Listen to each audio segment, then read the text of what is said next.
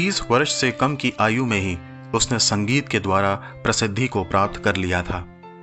उसको सिर्फ उत्तम संगीतकार की उपाधि से ही नहीं, लेकिन उत्तम पियानो वादक की उपाधि से भी सम्मानित किया गया था।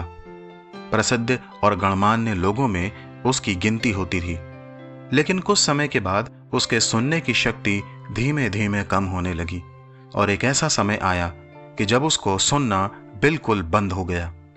उसकी इस तकलीफ ने उसे बहुत निराश कर दिया। उसने अपने आप को समाज से दूर कर लिया और अकेले ही अकेले रहने लगा। कुछ लोगों ने उसका मजाक भी बनाया।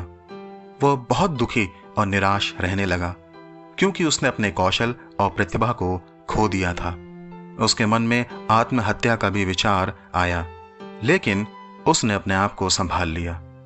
एक दिन वो ऐसे ही बैठा अपने द्वारा लिखे हुए गानों को याद कर रहा था, और तभी उसको विचार आया कि क्यों न वो लेखन का काम आरंभ कर दे। और उसने लिखना आरंभ कर दिया। उसने विभिन्न विषयों पर लिखा, और जब उसके लेखन की पहली पुस्तक लोगों के हाथ में आई तो लोगों द्वारा उसकी पुस्तक को बहुत ज्यादा पसंद किया गया। उसके बाद उसने पीछे मुड़कर नहीं देखा और एक के बाद एक उसकी पुस्तकें बाजार में आने लगीं और लोगों ने उसकी पुस्तकों को पसंद किया। उसने अपने लेखन से इतनी अधिक प्रसिद्धि प्राप्त कर ली थी कि लोग बेसब्री से उसकी अगली पुस्तक के आने का इंतजार करने लगे, और एक ऐसा समय आया जब उसको सर्वोत्तम लेखक की उपाधि से सम्मानित किया गया। मित्रों, देखा आपने, इस व्यक्ति ने कितनी अधिक कठिनाइयों का सामना किया।